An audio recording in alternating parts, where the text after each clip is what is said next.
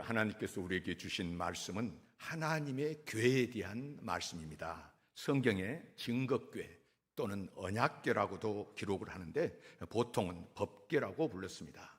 이스라엘이 애굽에서 나올 때에 홍해를 건너고 이제 시내산에 이르렀을 때 하나님께서 모세를 그 산으로 부르셨습니다. 그리고 성소를 하나님께서 보여주시는 모양대로 지으라고 하십니다. 성소나 성전이나 우리가 이렇게 지었으면 좋겠다고 건축 전문가들, 백성들 의견 들어서 만든 것이 아닙니다. 무릇 내가 내게 보이는 모양대로 장막을 짓고 기구들도 그 모양을 따라 지을지니라. 그래서 언제나 분명한 것은 우리 기독교는 계시의 종교입니다. 사람이 자기 생각으로 화려하고 웅장하게 편리하게 무엇을 짓고 만들고 하나님 앞에 섬기고 이런 것이 아닙니다. 하나님께서 열어주시는 대로, 하나님께서 계시하시는 대로 정한 것을 따라가야 되고 우리가 그것을 믿어야 하는 것입니다. 성막, 성소가 그렇게 만들어졌고 그 안에 들어갈 기구들도 무릇 내가 내게 보이는 모양대로 이렇게 보여주니까 이 모양대로입니다. 그렇게 성소 안에 들어갈 기구가 있는데 제일 처음으로 하나님께서 언급하신 것이 언약궤, 바로 법궤입니다. 법궤는 아카시아 나무의 일종인,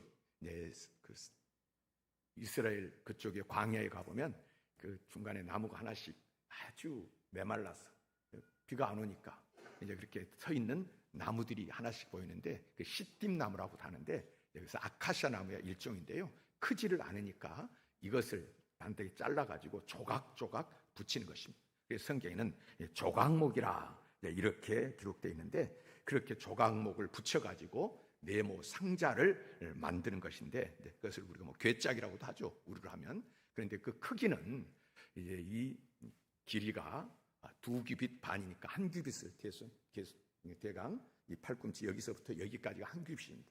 이거 2개 하니까 2개 반이니까 대개 한 113cm 정도, 대개 45cm로 치면은 그 정도 되고, 그 다음에 높이나 또 이 가로 이것은 넓이는 68cm 정도, 한 규빗 반 정도 되니까 그 정도 되는 크기의 상자인데 그런 상자를 조각목으로 다 붙여서 만들어 가지고 거기다가 순금으로 다 안에도 그렇고 밖에도 그렇고 금으로 가지고 다 싸라는 것입니다. 그리고 이제 그 뚜껑에는 좌우에 천사 그룹들 모양을 이렇게 만들어 가지고 서로 마주보게 이렇게 하고 있습니다. 이제 이런 법궤, 그래서 이 천사들 보고 있는 이 그룹, 이 뚜껑에다가 1년에 한 대제사장이 들어가 가지고 백성들의 모든 죄를 다 가지고 소를 잡아서 피를 가져가 이 뚜껑에다가 뿌렸습니다. 그래서 이 뚜껑을 뭐라 하냐면 시은소, 그래서 베풀 시자, 은혜 은자, 장소, 그래서 은혜를 베푸는 장소라 이렇게 말은 거기서 하나님 은혜가 나온다 이렇게 말을 한 정도로 시은소라고 하는 것인데 이제 그리고 이제 이런 상자를 이렇게 만들어 놓고 그 다음에 그 밑에 이제 이 네모 각지니까 그 각 끝에다가 금으로 만든 고리를 바퀴같이 이렇게 하나씩 만들어 4개 다 붙여가지고 거기다가 긴 장대 있지 않습니까? 긴 장대를 또 금으로 다 싼 장대같이 이렇게 만들어서 그 고리에다가 끼워 넣은 것입니다. 그거 빼지 말라는 거예요. 그 외엔 그것은 무슨 용도냐면 이제 이 법궤를 이동할 때, 옮겨갈 때에 이제 법궤 만지지 말고 그 장대 그것만 붙잡고 메고 가라고 그렇게 만들어졌습니다. 그리고 이제 그 궤 안에는 거룩한 3가지 물건을 넣어 놓았는데요. 십계명을 새긴 돌판하고 아론의 쌍난 지팡이하고 그 다음에 만나를 담은 항아리가 그 안에 담겨져 있습니다. 십계명 돌판은 하나님의 율법을 주셨다고 하는, 하나님께서 율법을 주셨다고 하는 증거이고, 그 다음에 그 쌍난 지팡이, 지팡이를 여러 개 놨는데 지팡이에서 싹이 나는 거예요.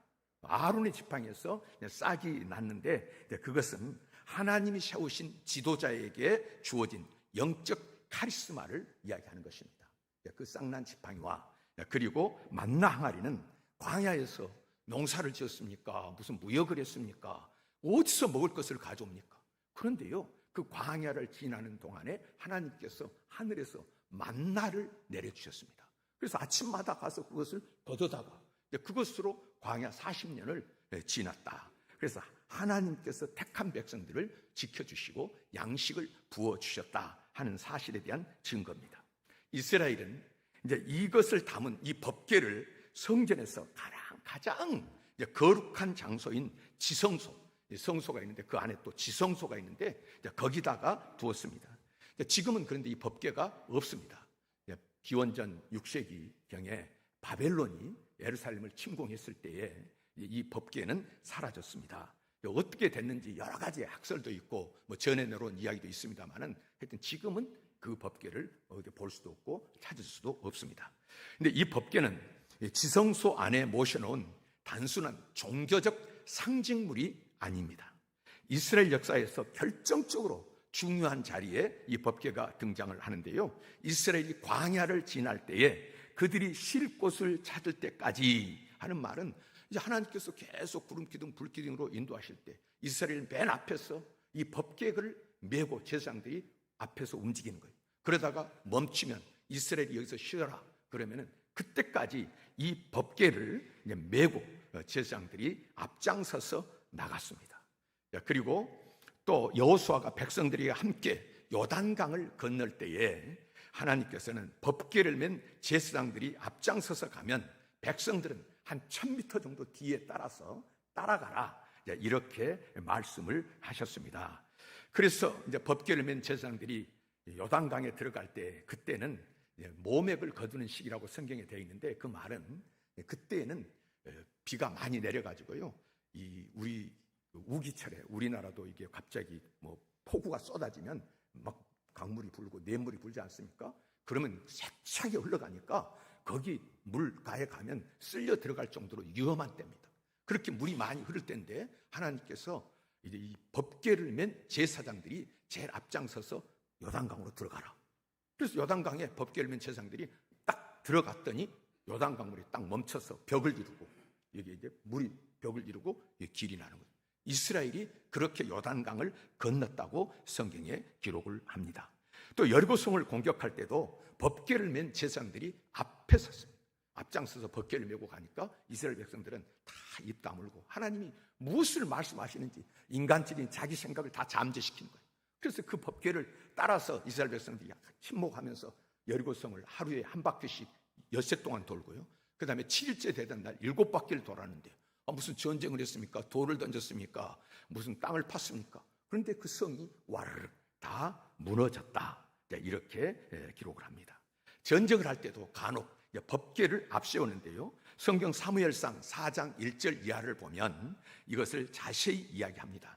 이스라엘이 블레셋과 싸울 때에 전세가 불리해지니까 엘리 제사장 엘리의 두 아들 홈니와 비누하스, 그들도 제사장인데 이제 실로에 있던 법궤를 메고 전쟁터로 나갔습니다. 왜요?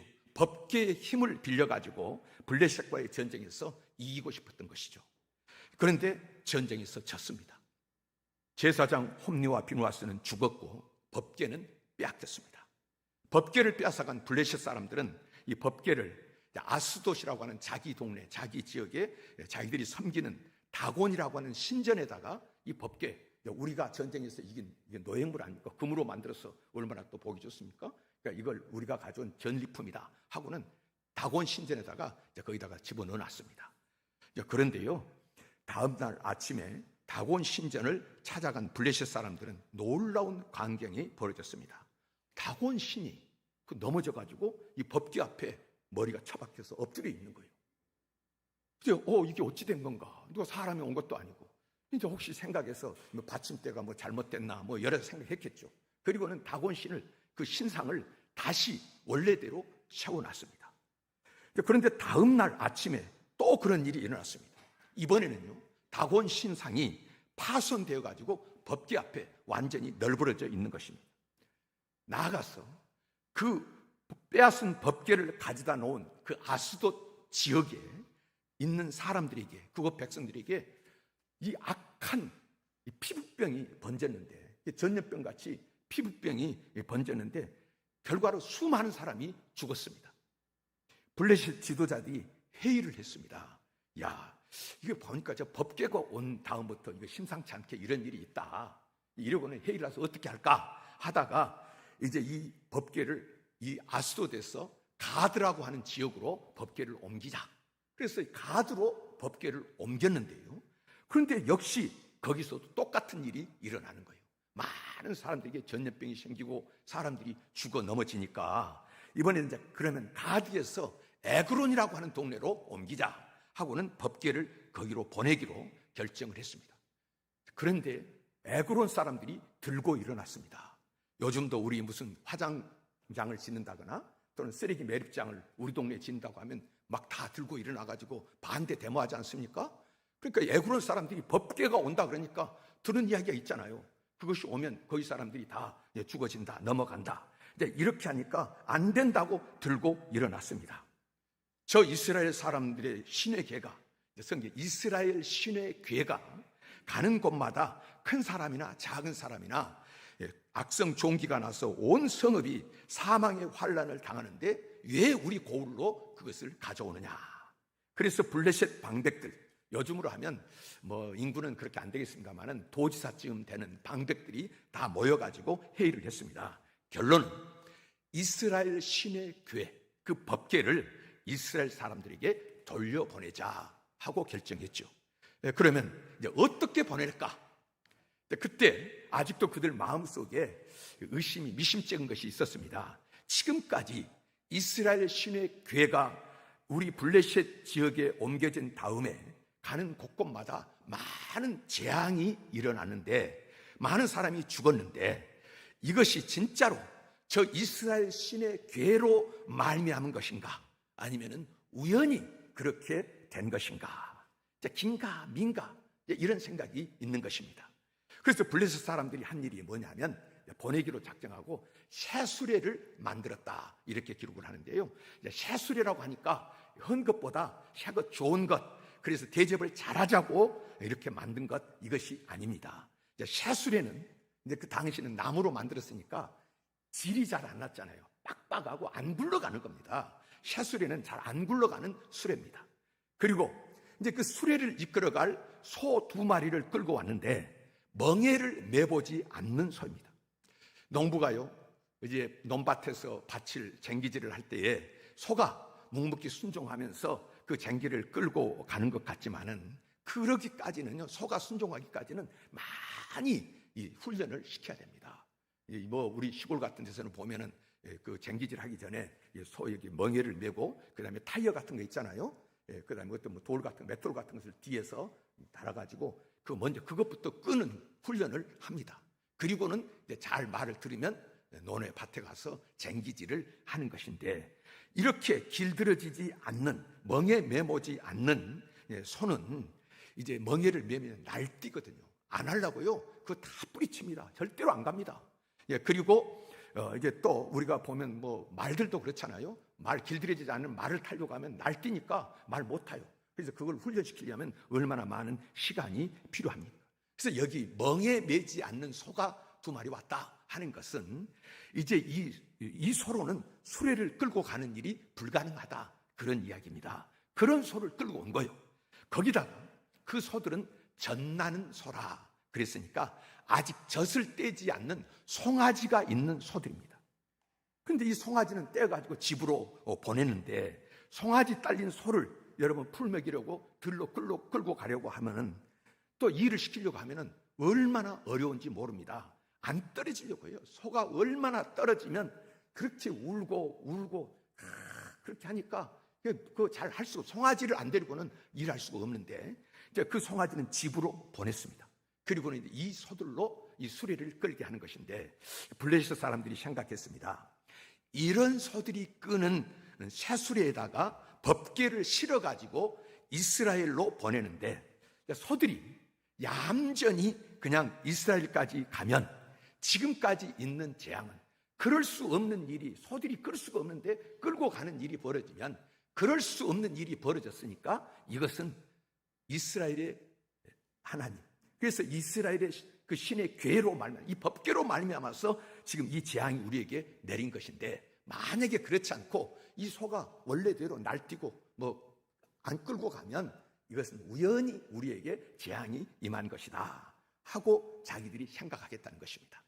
이제 블레셋 사람들이 법궤 실은 수레를 이제 소를 실어놓고 수레가 가는데 따라가죠. 어디까지요? 이스라엘과 블레셋 국경 사이에 이스라엘 지역의 벳세메스로 가는 지역이 있는데 거기까지 따라갑니다. 사무엘상 6장 12절에 이렇게 기록됩니다. 암소가 벳세메스 길로 바로 향하여 대로로 가며 갈 때에 울고 좌우로 치우치지 아니하였고 블레셋 방백들은 벳세메스 경계까지 따라가니라. 수레를, 새 수레에다가 법궤를 실었는데, 그리고 전나는 소들을 그것을 끌고 가는데, 원래대로 본성대로 하면은 새끼 찾아서 가야 되고요. 한 번도 멍에를 안 매봤으니까 어떻게 이거 뿌리치고 난동을 부려야 되는 거예요. 그런데 대로를 이 소들이 행하여 가면서 우는 거예요. 새끼들과 떨어져 있으니까는 울면서, 성경의 말씀은 울면서 지금 계속 울면서 가는데 좌우로 흐트러지지를 않는 것입니다. 똑바로 길을 가는 것입니다. 지금 이 소들은 자기들의 어떤 본성을 제어하는 어떤 능력에 의해서 지금 끌려가고 있다 하는 것을 저 사람들이 보고 아는 것입니다. 이제 그렇게 벳세메까지 가는데요. 이렇게 해서 법궤가 이스라엘 국경 벳세메스까지 왔는데, 이 벳세메스 사람들이 이 국경에서 살면서 원래 저기 실로 성막에 있던 이 성전에 있던 이 지성소에 있던 이 법궤인데 구경했겠습니까? 이건 법궤는 1년에 한 번 제사장들이 들어가서 거기서 제사 드리니까 누구도 못 보는 것 아닙니까? 그런데 이 촌 사람들이 그거 처음 보고는 이게 뭘까 말이죠. 금으로 만들어서 화려하죠. 얼마나 신기했겠습니까? 그래서 금으로 덮인 이 상자가 뭘까? 안에는 뭐가 들었을까? 이것이 실로에 있는 그 지성소에 있던 법궤라고 하는데 신기한 거예요. 그래서 성경에 보면 열어서 봤다가 70명이 죽었습니다. 그거 열어봤다가 70명이 즉사했습니다. 이제 그 뚜껑을 열어서 보고 70명이 죽어나가니까 이 사람들이 뭐가 생각이 났겠죠? 블레셋에서도 법궤가 가는 곳마다 사람들이 질병이 걸리고 죽어갔다고 하더니 여기서도 그러는구나. 얼마나 두려웠겠습니까? 그래서 이 벳세메스 사람들이 이 법궤를 빨리 보내버리자 하고는 전령을 보내가지고 어디로? 기럇 여아림이라고 하는 곳으로 전령을 보내가지고 법궤가 왔으니 이 법궤를 빨리 모셔가라. 그래서 그 다음 장면을 사무엘상 7장 1절은 이렇게 기록합니다. 기럇 여아림 사람들이 와서 여호와의 궤를 옮겨 산에 있는 아비나답의 집에 들여놓고 그의 아들 엘리야사를 거룩하게 구별하여 여호와의 궤를 지키게 하였더니, 궤가 왔으니까 모시고 지켜야 되는데 어떻게 해요? 오늘 이거 우리 기럇 여아림 우리 동네에다가 놔뒀다가는 지금 벳세메스도 이런 사건이 있었고 전에 오다가 거기 블레셋 동네에서도 어려운 일들이 있었으니까 우리 기럇 여아림에서도 무슨 일이 있으면 안 되겠다. 그래서 어디다가요? 산에 사는, 이것을 오늘 성경에 기록한 걸 보면 외따로 사람들이 없는 곳에다가 따로 거기다가 모셔놓고 지키게 했다고 하는 것입니다. 자, 그렇게 해서 세월이 20년이 흘렀습니다. 법궤를 빼앗긴 블레셋과의 전쟁은 제사장 엘리 시대에 일어난 일입니다. 엘리가 죽었습니다. 그리고 그 뒤를 이은 사무엘 선지자도 죽었습니다. 첫 번째 왕인 사울도 죽었고 그의 아들 요나단도 죽었습니다. 명실상부한 다윗 시대가 왔습니다. 다윗은 이제 정치적으로 탄탄한 토대를 구축을 했습니다. 여부스 사람들이 살고 있던 예루살렘을 점령을 하고는 그곳을 다윗성이라고 이름 붙이고 이제 그곳에 왕궁을 지었는데요. 마음속으로 어땠습니까? 하나님을 잊지 않고 하나님께서 인도해 주셨다. 그래서 이제 성전 짓고 싶은 마음도 있고, 그래서 이제 그가 한 것은 이 법궤를 여기로 모셔와야 되겠다. 이렇게 생각을 했습니다. 그래서 다윗이 법궤를 가지려고 오늘 성경에 보니까 바알 레이다로 갔다. 이렇게 기록을 하는데, 자, 여러분, 법궤가 원래 있던 장소 벳세메스에서 어디로 옮겼죠? 기럇 여아림으로 옮겼다고 기록을 했잖아요. 그런데 바알 레이다로 갔다는 말은 샤울이 지나다 보니까 동네 이름도 바뀐 거예요. 이제 우리 여기도 우리 교회가 있는 동네 이름이 뭔 줄 아세요? 주소가 어딘 줄 아세요? 금동이에요. 금동. 이제 금동인데 여기를 우리는 어디하고요? 우리 어디 동사무소 관련해요? 대망동 동사무소. 이게 법정 이런 게 세월이 가면은 뭐 이렇게 변하고 바뀌는 거예요, 이름. 그래서 기럇 예아림에서 바알 레위다로 이름이 바뀌었는데, 이제 다윗이 법궤를 가지려고 갈 때 혼자 간 것이 아니라 3만 명의 군대를 데리고요, 그리고 문무백관과 왕족들을 다 데리고 거기로 갔습니다. 간단히 법궤를 가져와야 되겠다 이렇게 생각했으면 몇 명만 가면 될 것입니다. 그런데 다윗은 하나님께 예배드리는 심정으로 이 법궤에 대해서 아주 거룩한 마음, 그런 마음을 가지고 거기로 최선을 다한 마음으로 거기로 갔습니다. 오늘 주신 말씀 사무엘하 6장 2절은 그 궤를 어떻게 설명을 합니까? 그 궤는 그룹들 사이에 자정하신 만군의 여호와의 이름으로 불리는 것이라. 그룹들 사이에 천사들 사이에 자정하신 하니까 그 법궤 뚜껑에 천사도 있고, 또 지성소에는 좌우의 벽에 다 이 천사들이 다 거기 수놓아져 있는데요, 그 천사들 속에 있는 만군의 여호와의 이름으로 불리는 것이 법궤라는 거예요.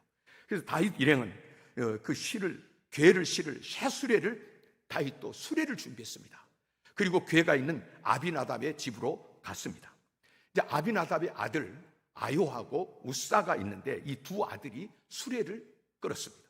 그리고 다윗과 이스라엘 모든 지파 사람들이 여러 가지 악기를, 동원할 수 있는 악기를 다 동원했습니다. 비파와 소고와 수금과 양금과 재금으로 연주를 했는데, 한번 여러분 생각해 보십시오. 그 당시에 있을 만한 악기를 다 동원하고 3만 명의 군대가 가고 왕과 모든 문무백관들이 다 그렇게 갈 때요, 그리고 수레가 딱 법궤를 실었을 때 갈 때요, 그 모양이 얼마나 굉장했겠습니까? 아주 왕이 행차하는 것 이상으로 엄청난 행렬이었을 것입니다. 이제 그 장관을 이루고 장엄한 그런 모습을 이루고 이제 법궤를 싣고 떠나는데, 거기까지는 아무 문제 없이 순조롭게 진행됐는데, 다윗도 속으로는 흐뭇했을 것입니다. 그런데요, 이 수레가 낙원의 타작마당에 이르렀을 때에, 그 산길 내려올 때는 가만히 있더니 낙원의 타작마당이니까 평탄한 길 아니에요? 좋은 길 아니에요? 그러니까 그 당시는 뭐 우리가 무슨 기계를 가지고 타작하는 것이 아니니까 넓은 마당 같은 데다가 타작을 하니까 평평한 길이라는 거예요. 그런데 그 좋은 길에 왔을 때 갑자기 이 수레를 끄는 소들이 날뛰었습니다. 어떤 사람들은 왕의 행렬을 보려고 나온 사람들이 중에서 이 소를 흥분하게 만드는 뭐가 있었기 때문에 소가 뛴 것이 아니냐, 아니면은 수레를 모는 우사와 아요가 너무 긴장해가지고 뭔가 실수를 한 것일 것이다 이렇게 합니다만은, 한 가지 분명한 것은 소가 막 날뛰니까 수레가 어떻게 되겠습니까? 근데 거기서 막 소가 날뛰는데 한번 생각해 보십시오. 소가 그렇게 날뛸 때 수레에 실린 법궤가 뭐 요리 흔들리고 저리고 우당탕 꽝꽝 했을 것입니다. 이제 갑작스런 상황에서 우사는 이 법궤가, 하나님의 법궤가 수레에서 떨어지지 않도록, 떨어지면 이거 박살난다 생각을 하고는 꽉 붙잡았을 거예요. 떨어지지 않도록. 수레를 책임진 사람으로서 당연한 행동처럼 보입니다. 그 장면 여러분 눈에 한번 그려보십시오. 그런데요, 오늘 성경을 통해서 말씀하시는 여호와 하나님께서는 진노하셨다고 말씀합니다. 진노하신 것으로 끝난 것이 아닙니다. 6장 7절입니다. 하나님께서 그를 치시니 그가 거기 하나님의 궤 곁에서 죽으니라. 거기 모였던 사람들이 얼마나 놀랐겠습니까? 거국적인 왕으로 참석한 거국적인 축제가 졸지에 장례식으로 변한 거예요. 기가 막히지 않습니까? 저는 이것 보다가 갑자기 왜 그런지 요새 그런 생각이 드는 겁니다. 우리 샤만금 잼볼이 세계적인 청소년 축제로 한다고 그냥 거기 다 모이자고 그렇게 했는데, 그 다른 해보다도 유독히 뜨거운 이 더운 햇빛도 오더니, 처음에는 그 태풍이, 그놈의 태풍이 어디로 간다 그랬어요? 우리나라는 꿈도 안 꾸고요, 저 태풍 온다 그래서 며칠 전부터 제가 그거 지켜봤는데 꿈도 안 꾸고, 처음에는 중국 쪽으로 간다고 그러다가 그래 가다가 또 일본 쪽으로 이렇게 틀고 또 가다가 또 거꾸로 돌아오고, 이런 역사는 태풍 역사에 없다고 기상학자들이 그거 볼 때마다 유튜브 한번 보세요. 다 이야기하잖아요. 그렇게 하더니 또 뜬금없이 일본을 통과해가지고 우리나라를 관통한다고. 이게 말이 됩니까 이게? 참 희한한 역사도 일어나는데, 세계적인 잔치하다가 우리나라 지금 뭐 좀 자랑하려고 잔치하다가 축제가요 국제적인 망신작으로 변한 것 같은, 참 너무 황당한 일이 여기에 지금 벌어졌다 하는 것입니다. 그런데 다윗은 그때 여호와 하나님을 두려워해서 법궤 가져오는 일을 포기했습니다. 이것이 다윗의 신앙입니다. 이 일이 누구 때문이냐? 여봐라, 어떤 놈이 이 일을 잘못해가지고 오늘 이런 일을, 이 사태를 만들었느냐, 누가 책임져야 되냐 하고 오늘 이야기한 것이 아니라 하나님을 두려워했습니다. 그래서 그는 일단 법궤 가져오는 일을 멈추고요, 그 법궤를 오벳 에돔의 집으로 옮기게 됐습니다. 그리고 한 석 달쯤 지났는데 들려오는 소식에 법궤를 모시다 놓은 가드 사람 오벳 에돔의 집에 복이 넘친다는 거예요. 여호와께서 온 집에 복을 주셨다는 것입니다. 석 달 동안에 그때 무슨 일이 있었을까요? 저는 늘 생각을, 도대체 석 달 동안에 무슨 복을 받아서 사람들이 볼 때에 저 집에는 여호와 하나님께서 복을 주셨다. 그러니까 이 사람이 상상하지 못하는 신비하고 놀라운 역사가 그 집에 있었던 거예요. 이제 그러니까 그 이름도 오벳 에돔 아닙니까? 오벳 에돔, 에돔 사람의 종이라는 뜻인데, 이 이스라엘 사람들이 보기에는 에돔 사람의 집, 거기서 이스라엘 사람들이 보기에는 하나님의 은혜에서 떨어져도 한참 멀리 떨어진 이방 사람, 에돔 사람 집. 아니 거기에 어떻게 복이 임합니까? 두려워가지고 오벳 에돔의 집에다가 법궤를 맡겨놓고 왔는데, 그 두려움의 대상인 법궤를 오벳 에돔은 자기 집에 모셨고 그 법궤를 잘 관리했습니다. 돌봤습니다. 그랬더니 하나님의 은혜가 아니면 일어날 수 없는 일들이 일어났습니다. 사람들이 다윗에게 보고를 했습니다. 오벳 에돔의 집에 이런 일이 있습니다. 그랬더니 다윗이 하나님의 진노가 풀렸구나 하고는 다시 그 법궤를 다윗성으로 옮기는 일을 시도합니다. 이번에는요, 이 일을 좀 더 신중하게 하는데요, 법궤를 수레에다가 싣지를 않았습니다. 하나님의 말씀으로 돌아갔죠. 그래서 법궤를, 이 궤는 수레에 싣는 것이 아니라 어디다 매라고요? 아까? 어깨에다가 메고 가라. 그래서 그 긴 금으로 싼 줄을, 장대를 거기다 밑에다가 꽂아놨잖아요. 그래서 그 어깨에다가 메고요, 맨 사람들이 6걸음 옮길 때마다 소와 살찐 송아지로 제물을 드렸습니다. 그렇게 법궤를 다윗성으로 모셨는데, 다윗은 번제와 화목제를 드린 후에 만군의 여호와 이름으로 백성에게 축복하고 모든 백성에게 푸짐한 선물을 주었습니다. 사무엘하 6장 19절인데 모든 백성 곧 온 이스라엘 무리에게 남녀를 막론하고 떡 한 개와 고기 한 조각과 건포도 떡 한 덩이씩 나누어지매 모든 백성이 각기 집으로 돌아가니라. 여러분, 하나님께서 법궤 옮기는, 법궤 이송에 관한 이 긴 이야기를 통해서 오늘 무엇을 말씀하시고자 하는 것입니까? 이 이야기를 통해서, 여러분 이야기를 들으면서 여러분들은 어떤 음성을 듣는 것입니까? 많은 사람들은 의아해할 것입니다. 수레를 몰던 우사가 왜 죽느냐? 당시의 정황을 보면 법궤를 안전하게 지키기 위해서 손을 댄 것이 그렇게도 죽을 죄를 진 거냐? 하나님께서 그것이 진노할 일이냐? 그 말씀입니다. 거룩한 기구에 손을 안 댄다는 하나님의 말씀이, 대서는 안 된다는 말씀이 있기는 하지만 우사가 나쁜 의도로 그렇게 했느냐? 그 말입니다. 그런 일로 사람의 목숨을 빼앗는 하나님이라고. 우리 이성으로는 상상할 수 없는 그런 일이 일어난 것입니다. 이와 비슷한 이야기가 사도행전 5장에도 있지 않습니까? 아나니아와 삽비라 부부는 자신들이 땅을 팔아서 일부를 숨긴 채 나머지만 사도들에게 가져왔습니다. 베드로가 그들을 엄하게 꾸짖었습니다. 아나니아야, 어찌하여 너가, 사탄이 내 마음에 가득하서 너가 성령을 속이고 땅값 얼마를 감추었느냐? 즉시 아나니아는 죽었습니다. 삽비라도, 그 아내 삽비라도 베드로 앞에 나와가지고 똑같은 일을 당했습니다. 여러분, 만약 이런 일로 모든 하나님의 진노를 받아서 죽어야 한다고 하면 오늘 이 중에 저와 여러분, 저를 포함해서 살아날 사람이 과연 얼마나 될까요? 주님은 도대체 이 사건을 통해서 우리에게 무엇을 말씀하시려고 하는 것입니까? 여러분, 다시 한번 법궤를 둘러싼 일들을 보십시오. 전쟁이 일어났다고 해서 법궤를 가지고 가고 제사장들이 가고 얼마나 신령해 보입니까? 얼마나 믿음 있어 보입니까? 그런데 전쟁에서 지고요, 제사장이 죽고요, 법궤는 빼앗겼다. 여러분, 우리가 겉에만 보면 있을 수 없는 일이지만은 우리가 성경의 내막을 다시 한번 들여다보면 홈리와 비느하스, 제사장 두 아들 홈리와 비느하스 제사장들이 어떤 사람인 것을 성경에 기록합니다.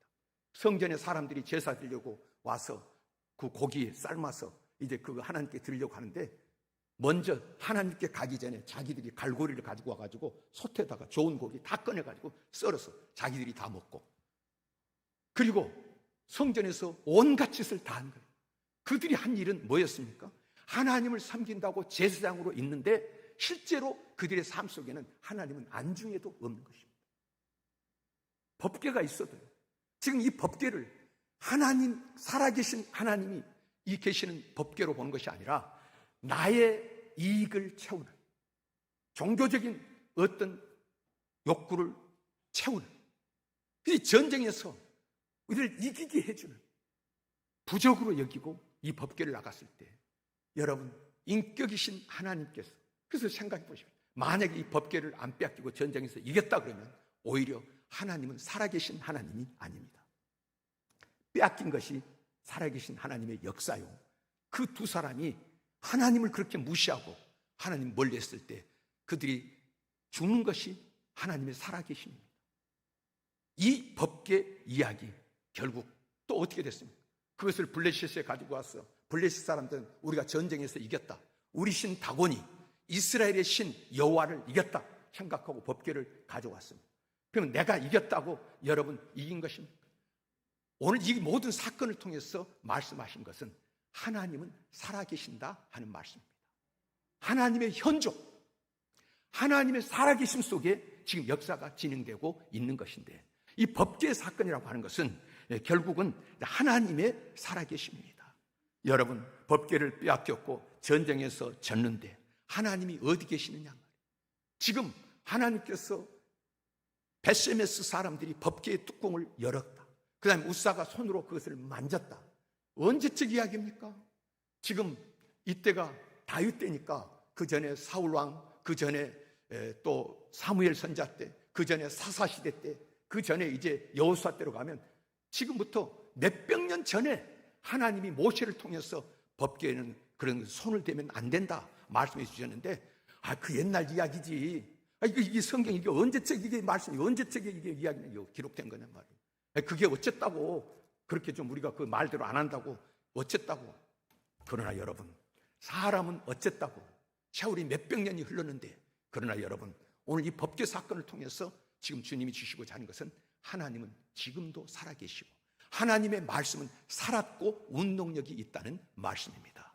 하나님의 말씀은 유효하다는 말씀입니다.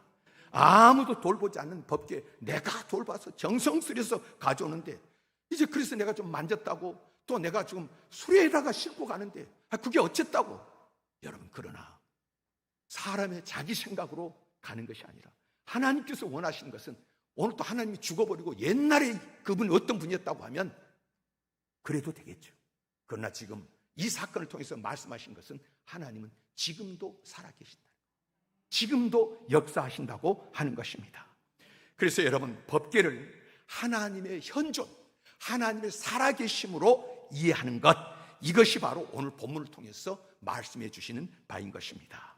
우사와 홈리와 비느하스와 또 거기에 오벳 에돔이나 아나니와 삽비라, 그리고 여러분 모든 그 일들을 통해서 결국 하나님이 말씀하시는 것은 하나님의 살아계심인데, 이 고대 옛날에 이런 일이 있었다 하고 좀 여러 가지 사건을 통해서 하나님 이 말씀을 주실 때, 여러분 오늘 우리는 이야기는 좀 투박한 것 같고 좀 뭐 옛날 동화 같은 이야기지만은 무엇을 말씀하시냐면 살아계신 하나님, 이제 그것을 말씀하시는데, 저와 여러분 오늘 우리에게는 그런 법궤는 더 이상 필요 없습니다. 왜요? 예수 그리스도가 하나님의 현존이심을 믿으시기를 바랍니다. 그분이 하나님의 존엄이고요, 그를 통해서 하나님은 죄와 죽음의 문제를 해결하시고 궁극의 생명을 허락해 주셨습니다. 그래서 여러분, 생명을 원하십니까? 거룩하고 두려운 경험하기를 원하십니까? 예수 그리스도께서 이루신 사건 안으로 우리가 깊이 들어가기를 원하신 줄 믿습니다. 하나님의 살아계심의 그 사건, 그것을 우리가 아는 만큼, 믿는 만큼 하나님께서 우리에게 은혜를 주신 것인데, 저는 이 말씀 보면서 또 그 기생 라합이 생각이 나는 거예요. 여리고성을 이스라엘 백성들이 이제 쳐들어온다고 할 때, 여리고성이 얼마나 강한 성입니까? 성이 얼마나 견고한 성입니까? 그곳에 있는 군대가 얼마나 강력한 군대입니까? 그랬는데 이스라엘 백성들이 정탐꾼을 보냈잖아요. 여호수아가 정탐꾼을 보냈는데, 성경 히브리서 11장에 보니까 라합은 믿음으로 그랬습니다. 믿음으로 정탐꾼들을 숨겨줬다가 평안히 보냈다, 이렇게 기록하고 있는데, 믿음으로 할 때 무슨 믿음이? 라합의 사건을 보면 이스라엘이 지금 여리고성으로 몰려오는데 이제 이 사람들은, 당시에는 무슨 뭐 전화가 있습니까? TV가 있습니까? 무슨 통신이 있습니까? 없잖아요. 사람들을 통해서 전해주는데, 이제 여러 가지 이야기인데 제일 그 사건을 지금 다른 나라에 있는 소문을 잘 듣는 사람이 라합이었을 것입니다. 라합의 직업이 뭡니까? 창녀였습니다. 기생이었습니다. 그래서 이 라합이 이 사람 저 사람 다 상대하고 만나다 보니까 무슨 얘기? 애굽에서 있었던 이야기를 들은 거예요. 애굽에서 세계 대제국 애굽의 바로가 그 나라의 종로를 타던 히브리 사람들, 그 종들을 쫓아가다가 종들과 마주쳤는데 홍해 바다에 그 대군이 몰살되었다더라. 그리고 나라가 망했다더라. 그 이스라엘이 지금 온다고 하는데, 그 이스라엘이 어떻게 이겼느냐? 사람들은 여러 가지로 생각했는데, 라합의 이야기는 무슨 이야기입니까? 너희와 함께 하신, 이 정탐꾼들에게 하는 말이 너희와 함께 하신 상천하지의 하나님, 윗상 아래하 높은 곳 한 곳 온 세상의 하나님 여호와가 이스라엘 하나님이신데, 그분이 애굽을 이기게 하셨고 그분이 오늘 이스라엘과 함께 하신다. 그러므로 나는 그분이 지금 함께하는 이스라엘 백성들이 여기에 들어온다고 하는데, 여기 반드시 점령할 줄 나는 확신한다. 이스라엘 군대를 믿은 것이 아닙니다. 지금 여리고가 약한 것을 의식한 것이 아닙니다. 라합이 믿음으로 한 것은 하나님은 살아계십니다. 그 하나님이 함께 하시면 택한 백성 이스라엘은 여리고를 점령하는 것이고 여리고는 무너집니다. 하나님의 현존하심. 지금 눈에 보이는 상황은, 저 눈에 보이는 상황은 오늘 여기 머리 허연 어르신들, 또 좀 젊은 거 염색을 했습니까? 또 우리 나이도 좀 젊은 사람들, 이런 사람, 오늘 우리가 이렇게 앉아있지만은 여러분, 상황은 이런데 하나님은 두세 사람이 내 이름으로 모이는 곳에 나도 너희 중에 함께 있느니라. 우리만 있는 것이 아니라 살아계신 하나님이 여기 계신 줄 믿습니다. 이 하나님을 믿고 이 하나님의 현존하심, 살아계심을 믿는 것, 이 사건이 뭐냐면 법궤 사건입니다. 이 사건이 오늘 우리 군산 신인교회의 이 예배당 사건인 줄 믿습니다. 예수 이름으로 여러분이 어느 곳에 서든지 그곳에 예수 이름으로 선 사건이 무슨 사건이에요? 법궤 사건, 하나님의 현존 사건이다. 이것을 믿는 사람들이 바로 그리스도인이고, 우리가 바로 그런 믿음으로 가기를 우리 주님께서 원하신 줄 믿습니다. 여러분, 예배 자리에 오실 때도 그냥 종교적으로 오늘 이 예배 끝나면 또 다음 순서 뭐가 있는데 내가 그 일 또 하러 가야지, 하나의 과정으로 거치는 것이 아니라 이 예배 가운데 임재하신 살아계신 하나님, 그 하나님께 내 생명이 있고 그 하나님께 우리 가정의 운명이 있고요, 우리 그 하나님께 우리 나라의 운명이 있고 온 세계 역사가 그 하나님께 있습니다 하는 것을 믿는 믿음으로 날마다 설 때에 믿음대로 될 줄 믿습니다. 그 믿음으로 승리하시기를 주의 이름으로 축원합니다.